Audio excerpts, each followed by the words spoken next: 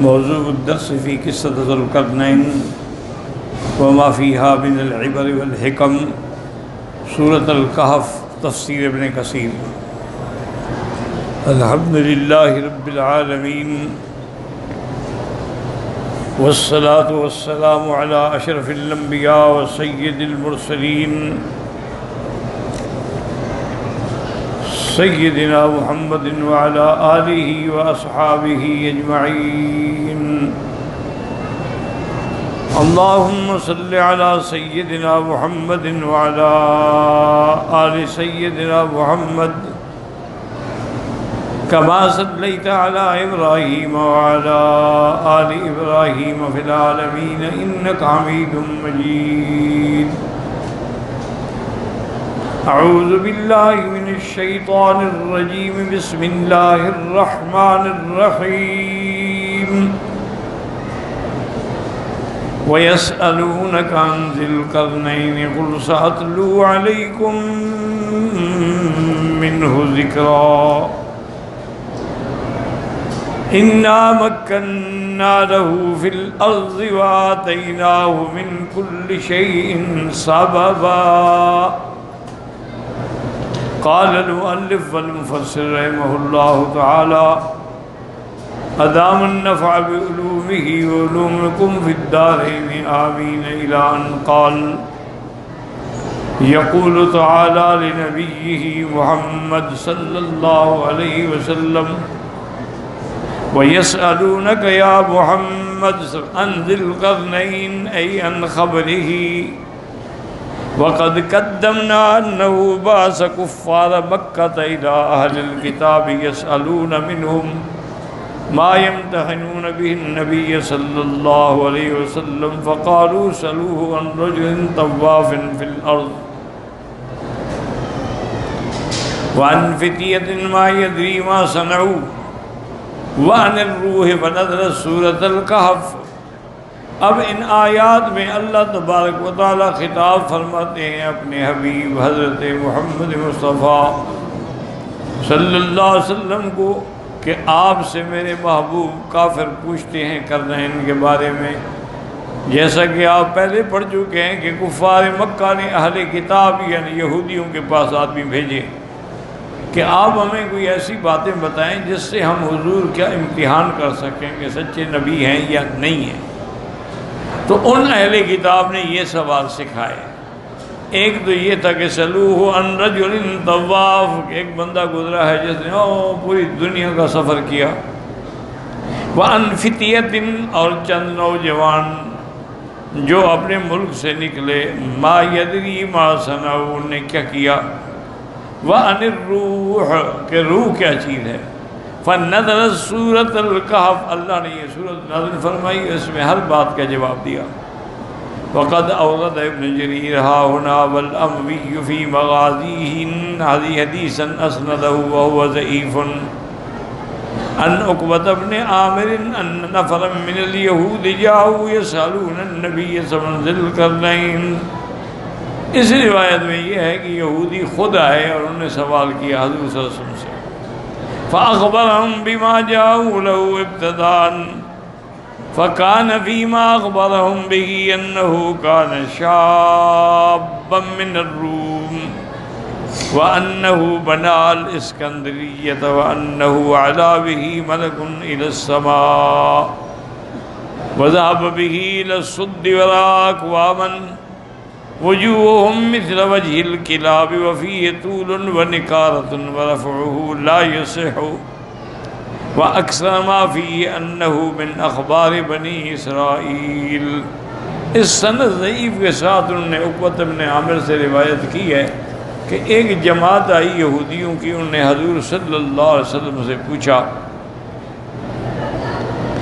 ذی القرنین کے بارے میں، تو آپ نے ان کو ابتدائی طور پہ خبر دی کہ وہ ایک رومی نوجوان تھا، اور یہ وہی ہے جس نے اسکندریہ جو مصر کے ساتھ شہر ہے اس کو بنایا، اور اس کے بعد پھر فرشتہ اس کو آسمان کی طرف لے گیا، اور پھر وہ ایک مقام صد پہ پہنچا، وہاں اس نے ایک ایسی قوم دیکھی کہ جن کے منہ جو تھے کتوں کی طرح تھے، لیکن بالکل جھوٹی روایت، ایک بات یاد رکھیں، اسکندریہ جو ہے وہ تو اسکندر نے بنائی ہے، ذوالقرنین نے تو نہیں بنائی۔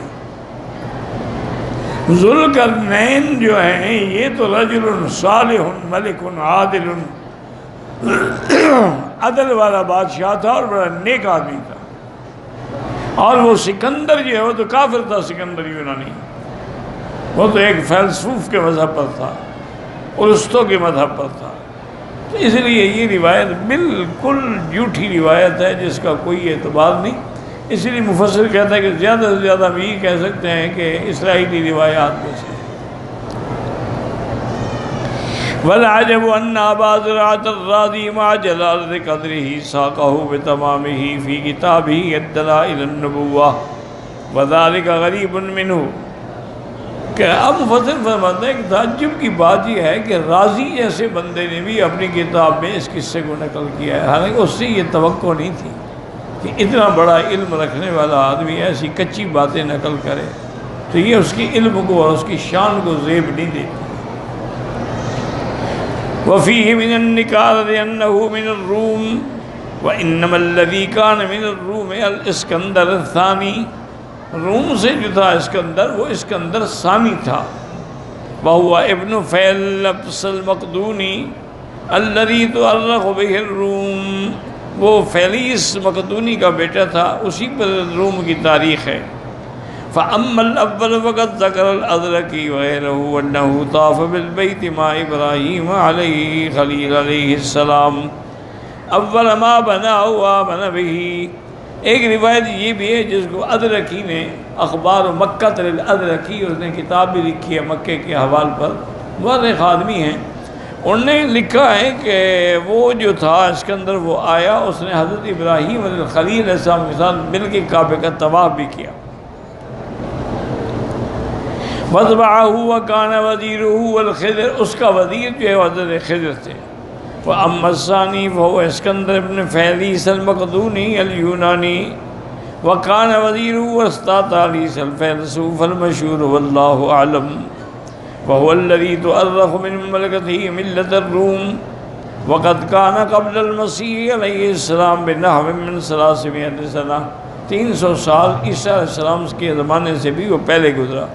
فَأَمَّا الْأَوَّلُ الْمَذْكُورُ فِي الْقُرْآنِ فَكَانَ فِي زَمَنِ الْخَلِيلِ كَمَا ذَكَرَ الْأَزْرَقِي وَأَنَّهُ طَافَ مَعَ الْخَلِيلِ علیہ السلام بِالْبَيْتِ الْعَتِيقِ لِمَا بَنَاهُ إِبْرَاهِيمَ علیہ السلام، وہ کعبے کی بنا میں بھی شریک ہوا اور اس نے حضرت ابراہیم کے ساتھ مل کے طواف بھی کیا۔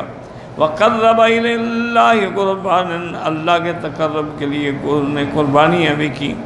وَقَدْ ذَكَرْنَا طَرْفًا صَالِحًا مِّنْ أَخْبَارِهِ فِي كِتَابِ الْبِدَايَةِ وَالنِّهَايَةِ، بما فی کہتے ہیں اگر تفصیل دیکھنی ہے تو میری کتاب جو ہے البدایہ والنہایہ اس کے اندر موجود ہے۔ اصل بات جو ہے نا، میں نے کئی دفعہ عرض کی ہے آپ کی خدمت میں، یاد رکھیں کہ جن چیزوں کو اللہ نے قرآن میں ذکر نہیں کیا ہے اس کی بحث میں نہ پڑھیں۔ ایک موٹی بات دماغ میں ڈالو بس۔ اس کو مفسرین فرماتے ہیں کہ ابہموہ کما ابہمہ اللہ، جب اللہ نے اس بات کو چھپا دیا ہے تم کون ہو کھولنے والے؟ اب دیکھیں نا حروف مقطعات ہیں، الف لام میم، اللہ نے نہیں بتلایا کہ اس کا کیا معنی ہے۔ اس لیے جو محقق علماء ہیں مفسر، وہ کہتے ہیں کہ اللہ اعلم بمرادی، اس کی مراد اللہ جانتے ہیں۔ جب اللہ نے نہیں بتلایا، حضور پاک نے نہیں بتلایا، تو ہم کیوں بحث میں پڑیں؟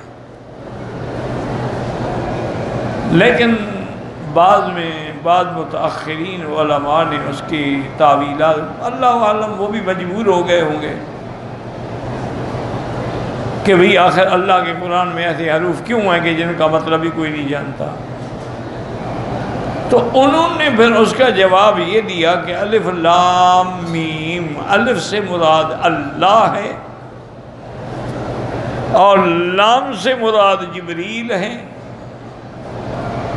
میم سے مراد محمد رسول اللہ، کہ اللہ نے قرآن اتارا، جبریل لایا اور محمد مدنی نے پڑھ کے سنایا۔ تو انہوں نے ایک بات کو سمجھانے کے لیے یہ بات بتا دی،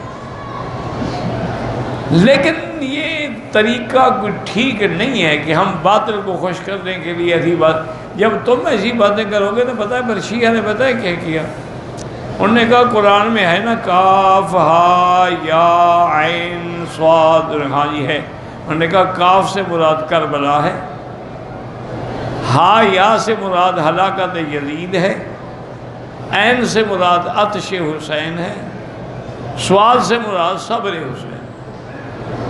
اگر تم یہ غلطی نہ کرتے شیعہ کبھی جرت نہ کرتے، جب تم نے قرآن میں ایسی باتیں شروع کر دی، دشمن کو بھی حق ہے وہ جو بنائے۔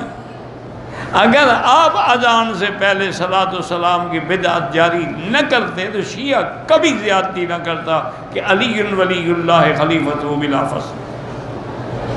تم نے اذان سے پہلے بدعت کی، انہوں نے اذان کے اندر بڑھا دیا۔ وجہ کیا ہے؟ انہوں نے دیکھ لیا کہ جب ان کو یہ بدعت ہضم ہو گئی ہے تو یہ بھی ہضم ہو جائے گی۔ وہ ایک بڑا مشہور واقعہ ہے، آج بھی پیر جی بھائی عطاء المحمن کا فون آیا تھا، دعا کریں اللہ ان کو صحت عافیت نصیب فرمائے، وہ بھی بیمار ہیں بیچارے، اب یہی ایک بیٹا ہی باقی بچے ہیں شاہ جی کے، 4 بیٹے تھے، تینوں فوت ہو گئے، عطاء المنعم بھی فوت ہو گئے، عطاء المحسن بھی فوت ہو گئے، عطاء المؤمن بھی فوت ہو گئے، یہ آخری اور چھوٹے ہیں عطاء المحمن، اور یہ بچپن سے ہی کچھ اللہ والا رنگ لیا ہوا تھا، اس لیے اس کو شاہ جی اپنی زندگی میں بھی کہتے تھے پیر جی کو بلاؤ،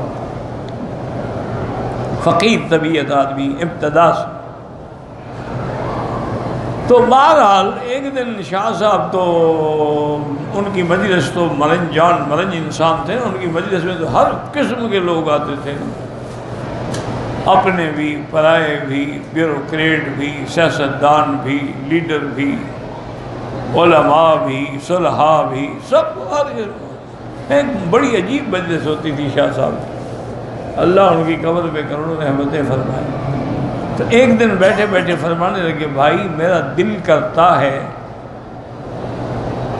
کہ میں کلمہ شریف کے بعد لا الہ الا اللہ محمد الرسول اللہ لا نبی بعدہ ولا رسول بعدہ یہ بڑھا دوں، تاکہ ہر کلمے پڑھنے والے کا ختم نبوت کا عقیدہ جو ہے وہ مضبوط ہو جائے۔ لیکن مجھے ڈر لگتا ہے کہ اگر میں نے ایسا کیا نا تو علماء مجھ پہ کفر کا فتویٰ لگا دیں گے اور کہیں گے دیکھو یہ کلمے میں تم نے کلمہ بڑھا دیا ہے۔ مظفر شمسی ایک شیعہ کا بڑا لیڈر تھا، بڑا مشہور خطیب تھا، وہ شاہ جی کا عاشق تھا، اس نے شاہ جی کے لیے ختم نبوت میں ساتھ بھی دیا اور جیل بھی کاٹی۔ اس نے کہا کہ شاہ جی یہ کام آپ کے اہل سنت والجماعت سے نہیں ہوگا، سنی تو سن ہیں نا، ان سے کہاں یہ کام ہو سکتا ہے، آپ یہ ڈیوٹی ہمارے ذمہ لگائیں، ہم نے کلمہ بڑھا دیا ہے تو ایک ٹکڑا اور بھی لگا دیں، کون سا فرق پڑتا ہے۔ ان علی ولی اللہ خلیفۃ بلا فصل اگر ہم بڑھا سکتے ہیں تو لا نبی بعدہ ولا رسول بعد یہ کام ہم کر سکتے ہیں، سنی نہیں کریں گے۔ تو اصل بات یہ ہے کہ یہ کام کسی کو نہیں کرنا چاہیے، جس چیز کو اللہ نے بیان نہیں کیا ہے آپ بحث میں، اب دیکھیں نا آپ سورۃ کہف پڑھ رہے، اللہ نے اصحاب کہف کا نام نہیں لکھا، کون تھے کیا نام تھا، تم خواہ اس کو ڈھونڈ رہے ہو۔ بعض بزرگوں نے ان کے نام کے تویز بھی بنا دیے ہیں، اللہ ہدایت دے، کیا کریں، ہم بڑے لوگ ہیں، جب وہ بات کہتے ہیں تو ہم چھوٹے لوگ کیا کر سکتے ہیں۔ تو بہرحال اللہ نے ذکر نہیں کیا، ذوالقرنین ہے، اللہ نے نہیں بتایا کہ وہ کون تھا۔ اب بحث کرنی کہ اسکندر اول تھا، اسکندر ثانی تھا، وہ رومی تھا، شہزادہ تھا، وہ ایسا تھا، یہ سب باتیں کیوں ایسی باتیں کرتے ہو؟ اور اللہ اپنی مخلوق کو جانتے ہیں، اگر ذوالقرنین کے حسب نسب معلوم کرنے سے ہمارا کوئی فائدہ ہو تو اللہ بیان کر دیتے، مقصد تو قصہ سنانا ہے نا کہ تم نے پوچھا ہے وہ بادشاہ کون تھا جو مشرق پہنچا مغرب نے کہا ذل کرنے کا، بات ختم ہو، تمہارے سوال کا جواب ہو گیا۔ اب مزید بحث میں الجھنے کا کوئی فائدہ نہیں ہوتا، اور جب آدمی الجھتا ہے نا پھر الجھتا ہی چلا جاتا ہے۔ اس لیے فرماتے ہیں وقال وهب بن منبہ کان ملکا، وہ بادشاہ تھا، وانما سمي ذو القرنين لان صفاتي راسه كانتا من نحاس، وہ کہتے ہیں ذو القرنین اس لیے کہتے تھے کہ اس کے آگے اسے تانبے کا پیتل کا ایک خود پہنا ہوتا تھا، اس کے سینگ ہوتے تھے۔ قال وقال بعض اهل العلم ملك الروم و فارس، بادشاہ تھا وہ روم کا بھی اور فارس کا بھی۔ وقال بعض كان في راسه شبه القرنين، اس کے سر کے اندر ایسے تھی علامات جیسے سینگ ہوتے ہیں۔ وقال سفیان الثوری عن حبیب بن ابی ثابت بن طفیل قال سئل علی رضی اللہ عنہ عن ذی القرنین، حضرت علی سے پوچھا گیا کہ ذی القرنین کون تھے؟ فقال كان عبد الناس لله فناصحه دعا قومه الى الله وضربوه على قرنه فمات فأحياه الله ودعا قومه الى الله وضربوه على قرنه فمات فسمي ذو القرنين۔ حضرت علی نے فرمایا کہ وہ ایک اللہ کا بندہ تھا، اللہ کے دین کی دعوت دیتا تھا اور لوگوں کو نصیحت کرتا تھا بھلائی کی۔ اس نے اپنی قوم کو دعوت دی لیکن قوم نے اتنا اس کو مارا کہ اس کے جو آگے سر کے اوپر سینگ بنے تھے وہ بھی کٹ گئے اور وہ بیچارہ مر گیا۔ اللہ نے پھر زندہ کیا، ان نے پھر مارا، وہ پھر مر گیا، اللہ نے پھر زندہ کر دیا، اسی لیے ذو القرنین کہلاتا ہے۔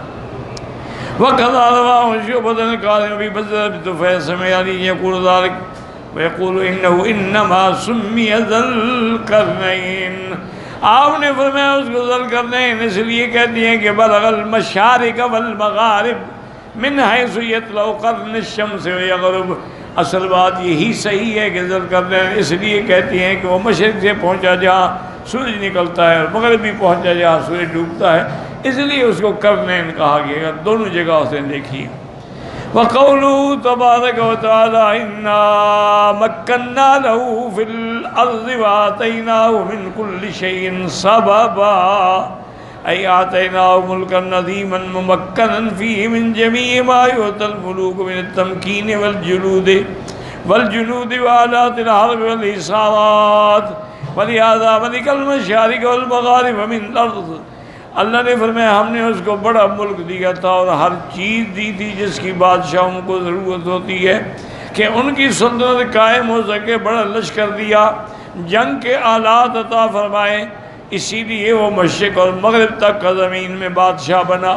وَدَانَتْ لَهُ الْبِلَادُ، لوگ بڑے بڑے شہر اس نے فتح کیے۔ وَخَضَعَتْ لَهُ مُلُوكُ الْبِلَادِ، اور بڑے بڑے بادشاہ اس کے آگے جھک گئے۔ وَخَدَمَتْ الْأُمَمُ مِنَ الْعَرَبِ وَالْعَجَمِ، عرب اور عجم نے اس کی خدمت کی۔ وَلِهَذَا بَعْضُهُمْ أَنَّهُ إِنَّمَا سُمِّيَ ذُو الْقَرْنَيْنِ، اس لیے اس کو ذو القرنین کہا کہ لأنه بلغ قرني الشمس مشرقها ومغربها، کیونکہ وہ مشرق اور مغرب دونوں کناروں پہ پہنچی، اس لیے اس کو ذو القرنین کہا گیا۔ وَآتَيْنَاهُ مِنْ كُلِّ شَيْءٍ سَبَبًا۔ قال ابن عباس مجاہد وسعید مجاہد اکرم صدی وقتار وزاو غیر یعنی علما، ہر چیز کا ہم نے اس کو علم عطا فرمایا۔ وقال قتادہ ایضا فی قولی وآتَيْنَاهُ مِنْ كُلِّ شَيْءٍ سَبَبًا قال منازل الارض وعلامها، اللہ نے فرمایا ہم نے اس کو ہر نعمت عطا فرمائی، زمین کی علامات بھی عطا فرمائے اور جن جن چیزوں کی ضرورت تھی وہ بھی عطا فرمائی۔ وقال عبد الرحمن بن زید بن اسلم فی قولی وآتَيْنَاهُ مِنْ كُلِّ شَيْءٍ سَبَبًا قال تعلیم الالسنۃ، اس کو ہم نے بڑی زبانیں سکھائیں۔ قال كان لا يغزو قوما الا كلمهم بلسانهم، جس قوم کے ساتھ جنگ ہوتی اس کی ان کی زبان میں بات کرتا۔ وقال ابن حیۃ حدثني سالم بن غیلان سعید بن حلال ان معاویہ بن سفیان قال لكعب الاحبار انت تقول ان ذا القرنين كان يربط خيله بالسريا، فقال له كعب كنت قلت ذلك وان الله قال، کہتے ہیں کہ حضرت معاویہ نے پوچھا تھا کعب الاحبار سے کہ تم کہتے ہو کہ ذوالقرنین جو ہیں وہ اپنے گھوڑوں کو سریا ستاروں کے ساتھ باندھتے تھے۔ حضرت نے کہا یار اگر میں نے یہ بھی کہا ہے تو اللہ نے بھی تو کہا ہے میں نے اس کو ہر چیز دی تھی، ہو سکتا ہے یہ بھی دی ہو۔ وَآتَيْنَاهُ مِن كُلِّ شَيْءٍ سَبَبًا هَذَا الَّذِي يَنْكَرُ مُعَاوِيَةَ رَضِيَ اللَّهُ عَنْهُ كَابِ الْأَحْبَارِ وَالْحَقُّ مَعَ مُعَاوِيَةَ فِي ذَلِكَ الْإِنْكَارِ۔ حق بات وہی ہے جب معاویہ نے فرمایا کہ تم جھوٹ کہہ رہے ہو، غلط بات ہے۔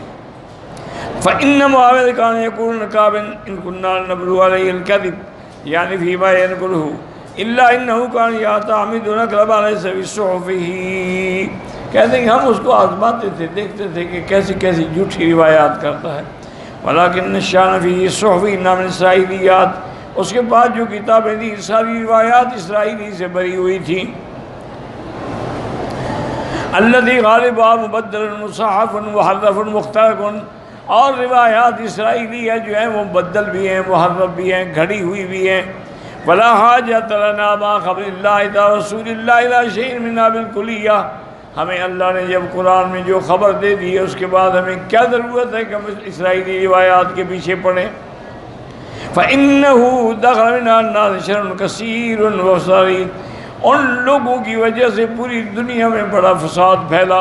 وَتَعْوِيلُ قَوْلِ كَعْبُ قَوْلِ اللَّهِ وَتَيْمُشَيْنِ سَبَوَا وَإِسْتِشْهَادُ فِي عَلَى مَا يَجِدُ فِي صُحُفِهِ مِنْ أَنَّهُ كَانَ يَرْبُطُ خَيْرَ الرُّسُلِ غَيْرُ صَحِيحٍ وَلَا مُطَابِقٌ، یہ غلط بات ہے۔ فَإِنَّهُ لَا سَبِيلَ لِبَشَرٍ شَيْءٍ مِنْ ذَلِكَ وَلَا إِلَى التَّرَقِّي فِي أَسْبَابِ السَّمَاوَاتِ، کسی بندے کو یہ طاقت نہیں ہے کہ وہ چاند تاروں پر جا کے اپنے گھوڑے باندھے۔ وَقَدْ قَالَ اللَّهُ يَكَّ بِلْقِيسَ وَأُوتِيَتْ مِنْ كُلِّ شَيْءٍ مَا يَطَابِ السَّلَامُ، جیسے بلقیہ بلقیس کے بارے میں کہ اس کو اللہ نے ہر چیز یعنی جو ضرورت تھی وہ دی تھی۔ وَهَكَذَا ذُوالْقَرْنَيْنِ يَسَّرَ اللَّهُ لَهُ الْأَسْبَابَ الطُّرَقَ وَالْوَسَائِلَ فَتْحِ الْأَقَالِيمِ وَالْأَصَادِقِ وَالْبِلَادِ وَالْأَرَاضِي، اللہ نے ان کو یہ طاقت دی تھی کہ ملک فتح کیے۔ وَقَصَّرَ الْأَعْدَاءَ وَكَبَّتْ مُلُوكُ الْأَرْضِ وَزَالَ أَهْلِ الشِّرْكِ، مشرکین کو ذلیل کیا۔ قَدْ أُوتِيَ مِنْ كُلِّ شَيْءٍ مِّمَّا يَحْتَاجُ إِلَيْهِ مِثْلُهُ سَبَبًا، ان چیزوں کے لیے ضرورت تھی وہ اللہ نے اس کو عطا فرمائی۔ وفي المختار الناظري المقدسي من طريق قتيبة بن أبي عن سباق بن حرب عن حبيب بن حماد قال كنت عند علي رضي الله تعالى عنه وسأله رجل عن ذي القرنين كيف بلغ المشرق والمغرب، کہ بھی وہ مشرق اور مغرب کو کیسے پہنچا؟ تو حضرت نے فرمایا، حضرت علی نے فرمایا سبحان اللہ سخر لہ السحاب وقدر لہ الاسباب وبسط لہ الید، اللہ نے اس کے لیے اسباب پیدا فرما دیے، اللہ نے آسان کر دیے، تو اللہ کے لیے کیا مشکل ہے؟ واللہ اعلم۔